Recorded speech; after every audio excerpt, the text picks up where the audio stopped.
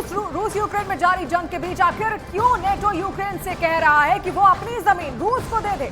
क्या रूस और नेटो के बीच कोई बड़ा समझौता हो गया है? और यूक्रेन आखिर क्यों कह रहा है कि नेटो के दबाव को यूक्रेन मरते दम तक नहीं मानेगा? क्या अब ये मान लिया जाए कि अब नेटो रूस के सामने यूक्रेन का सरेंडर करा देगा?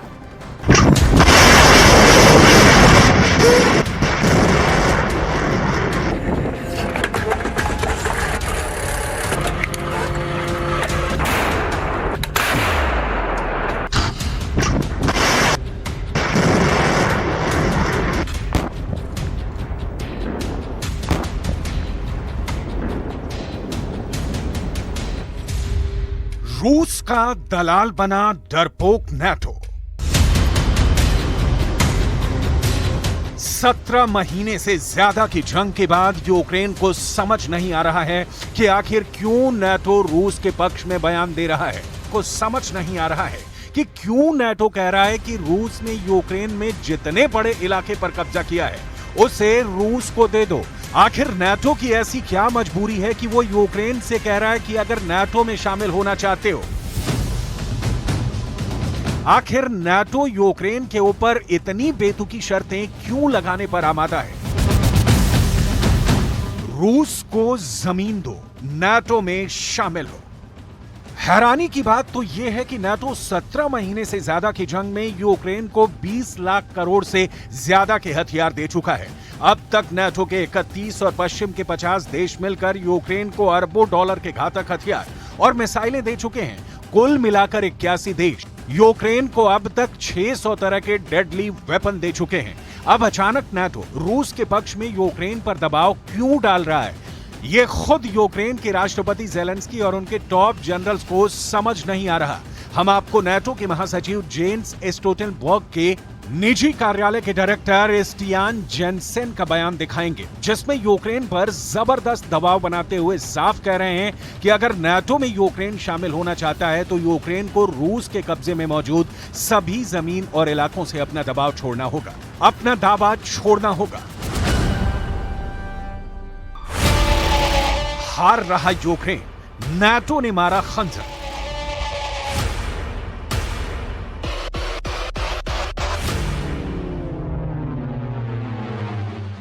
दुनिया भर के डिफेंस एक्सपर्ट्स हैरान हैं कि जिस वक्त यूक्रेन पर सबसे ज्यादा भयानक और तबाही वाले हमले कर रहा है, ऐसे वक्त में नेटो यूक्रेन पर बेतुकी शर्तें क्यों थोप रहा है? जानकारों के मुताबिक रूस ने एक तरह से यूक्रेन से जंग जीत ली है और अब नेटो अपनी नाक बचाने के लिए ऐसे रास्ते तलाश रहा है ताकि दुनिया ये भी देख ले कि नेटो में यूक्रेन शामिल हो गया है और दुनिया ये भी समझ ले कि रूस यूक्रेन से जीत गया है। यानी नेटो रूस के सामने डरपोक साबित होता जा रहा है। अब आप ये भी जान लीजिए कि नेटो महासचिव के निजी कार्यालय के डायरेक्टर स्टियान जेनसेन ने यूक्रेन पर क्या दबाव बनाया है।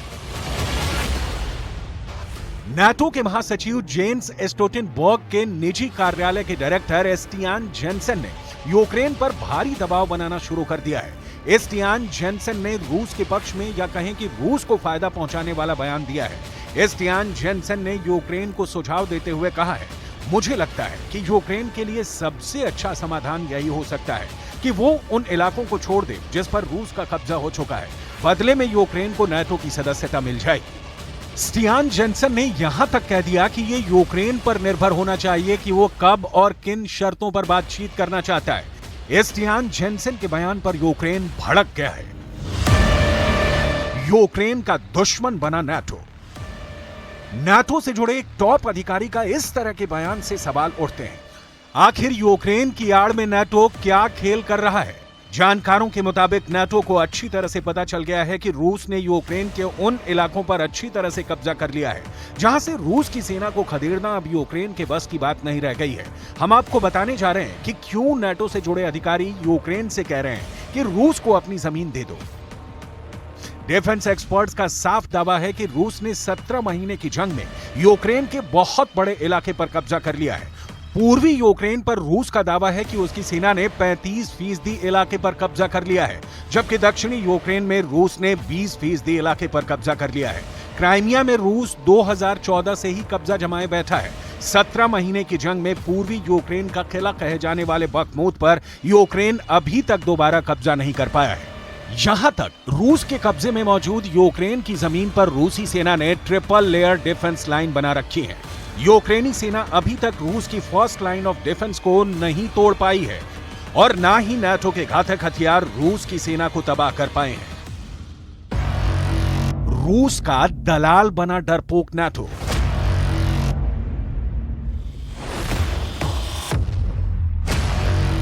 नाटो के ताजा बयान और तेवरों से साफ हो चुका है कि अब America, Britain, France, Germany, Poland समेत सभी 31 देश इस नतीजे पर पहुंच चुके हैं कि रूस को हराना बहुत मुश्किल है और यूक्रेन के पास अब तेजी से हथियार खत्म हो रहे हैं। रूस के रक्षा मंत्री सर्गेई शोइगु ने तो डंके की चोट पर कह दिया है कि यूक्रेन के हथियार लगभग खत्म होने वाले हैं और नाटो की तरफ से सप्लाई होने वाले हथियारों की रफ्तार बेहद धीमी है। दावा तो यहां तक किया जा रहा है कि यूक्रेन को अब नाटो ज्यादा घातक मिसाइलें, टैंक, तोप, रॉकेट और एयर डिफेंस सिस्टम नहीं देगा, क्योंकि नाटो इस बात से बेहद नाराज है कि 4 जून 2023 से शुरू हुआ यूक्रेन का रूस के खिलाफ काउंटर अटैक फेल हो चुका है। 2 महीने से ज्यादा वक्त में यूक्रेन की सेना अभी तक रूस की पहली रक्षा पंक्ति को ध्वस्त नहीं कर पाई है। इसीलिए नाटो के अधिकारी यूक्रेन को सुझाव दे रहे हैं कि यूक्रेन को रूस की जमीन दे दो, बदले में यूक्रेन नाटो का सदस्य बन जाएगा। लेकिन यूक्रेन के राष्ट्रपति ज़ेलेंस्की के दफ्तर के प्रमुख माइखाइलो पोडोलियाक ने नाटो पर जबरदस्त गुस्सा दिखाया है। राष्ट्रपति ज़ेलेंस्की के शीर्ष सलाहकार माइखाइलो पोडोलियाक ने नाटो पर जमकर भड़ास निकाली है। पोडोलियाक ने ट्विटर पर लिखा, लगता है नाटो छत्रछाया में सिर्फ व्यापारिक क्षेत्र है। ये हास्यास्पद है। इसका मतलब है जानबूझकर यूक्रेन के लोकतंत्र की हार को चुनना है, एक वैश्विक अपराधी को प्रोत्साहित करना है, रूसी शासन को संरक्षित करना और अंतर्राष्ट्रीय कानून को नष्ट करना है, युद्ध को अगली पीढ़ियों तक पहुंचाना है। भयानक रूसी हथियारों को प्रोत्साहित नहीं किया जाना चाहिए। पोडोलियाक के कहने का साफ मतलब यह है कि हम नाटो के दबाव में ना तो रूस से हार मानेंगे और ना ही रूस को यूक्रेन की जमीन देंगे। रूस को जमीन दो, नाटो में शामिल हो।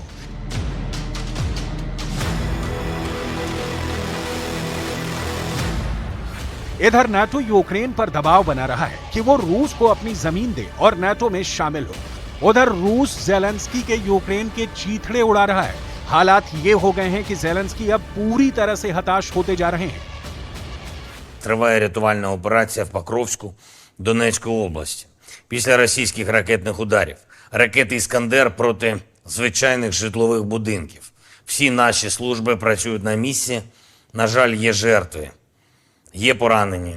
Є загиблі. Мої співчуття рідним та близьким. रूस का दलाल बना डरपोक नाटो। इधर यूक्रेन के उत्तर पूर्व में मौजूद खार्किव में रूस ने भारी तबाही मचाई है। यहां पर रूस के 1 लाख सैनिक, 1200 टैंक, 555 तोप और 377 रॉकेट सिस्टम के साथ यूक्रेन को तिल तिल करके मार रहे हैं। यहां भी नाटो के हथियार नाकाम साबित हुए हैं। वहीं यूक्रेन के दक्षिण पश्चिम में स्थित यूक्रेन के ओडेसा में मौजूद सबसे बड़े बंदरगाह को रूस ने मिसाइल और ड्रोन हमलों से पूरी तरह से तबाह कर डाला है। यूक्रेन के मुताबिक रूस के हमलों से ओडेसा में 10 लाख टन अनाज बर्बाद हो चुका है। नाटो के 20 लाख करोड़ के हथियार रूस के हमलों के सामने फेल हो चुके हैं। नाटो के HIMARS rocket, Leopard 2 tank, Patriot missile system, Bradley बख्तरबंद वाहनों के चीथड़े रूसी सेना उड़ा चुकी है। ऐसे में सवाल उठ रहे हैं कि 4 जून 2023 से रूस के खिलाफ चल रहे यूक्रेन के काउंटर अटैक की हार पर नाटो चुप क्यों बैठा है, जबकि रूस डंके की चोट पर राजधानी कीव समेत 13 शहरों पर बेखौफ हमले कर रहा है।